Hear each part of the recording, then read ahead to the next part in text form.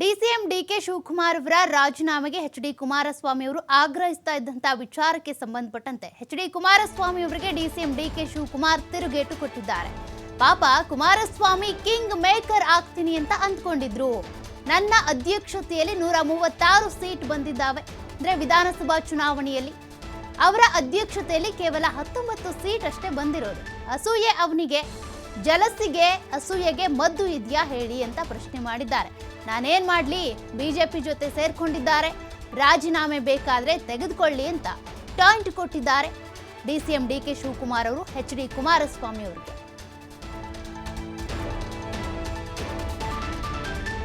ಕುಮಾರಸ್ವಾಮಿ ಅವರು ಡಿಕೆ ಶಿವಕುಮಾರ್ ರಾಜೀನಾಮೆ ಕೊಡಬೇಕು ಅಂತ ಒತ್ತಾಯ ಮಾಡಿದ್ದಾರೆ. ಡಿಕೆ ಶಿವಕುಮಾರ್ ರಕ್ಷಣೆಗೆ ಇಡೀ ಸರ್ಕಾರ ನಿಂತಿದೆ ಅಂತ ಹೇಳಿದ್ದಾರೆ. ಕುಮಾರಸ್ವಾಮಿ ಅವ್ರಿಗೆ ಏನಾಗಿದೆ ಅಂದ್ರೆ, ಪಾಪ ಅವ್ರಿಗೆ ನಾನು ಕಿಂಗ್ ಮೇಕರ್ ಆಗ್ತೀನಿ ಅಂತ ತಿಳ್ಕೊಳ್ಳಿ. ಈಗ 136 ಸೀಟ್ ಕೊಟ್ಟಿದ್ದಾರೆ ನನ್ನ ಅಧ್ಯಕ್ಷತೆಯಲ್ಲಿ. ಅವ್ರ ಅಧ್ಯಕ್ಷತೆಯಲ್ಲಿ 18 ಸೀಟ್ ಕೊಟ್ಟಿದ್ದಾರೆ. ಈಗ ಹೊಸಿಗುತ್ತಾ ಇದ್ದಾರೆ, ನನ್ ಸಿಕ್ಕಿಲ್ವಲ್ಲ ಅಂತ. ಈ ಅಸೂಯೆಗೆ ಎಲ್ಲರೂ ಮದ್ದಿದ್ಯಾ? ಜಲಸಿಗೂ ಮದ್ದಿಲ್ಲ, ಎಲ್ಲರೂ ಇಲ್ಲ. ಸೊ ನಾನೇನು ಮಾಡಲಿ?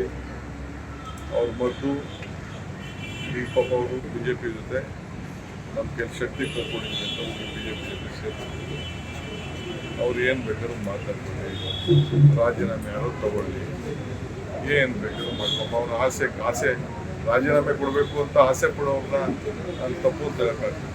ಸರ್, ಈಗ ಕುಮಾರಸ್ವಾಮಿ ಅವರು ಡಿಕೆ ಶಿವಕುಮಾರ್ ರಾಜೀನಾಮೆ ಕೊಡಬೇಕು ಅಂತ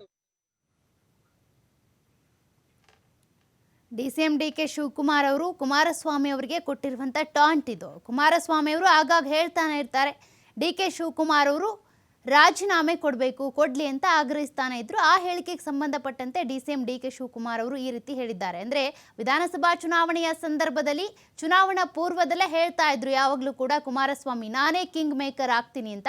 ಕೇವಲ 19 ಸೀಟ್ ಅಷ್ಟೇ ಬಂದಿದ್ದು, ನಾನು ಗಳಿಸಿದ್ದು 136 ಸೀಟು. ಹಾಗಾಗಿ ಅವರಿಗೆ ಅಸೂಯೆ ಹುಟ್ಕೊಂಡಿದೆ ಅಂತ ಡಿಕೆ ಶಿವಕುಮಾರ್ ಅವರು ಟಾಂಟ್ ಕೊಟ್ಟಿದ್ದಾರೆ.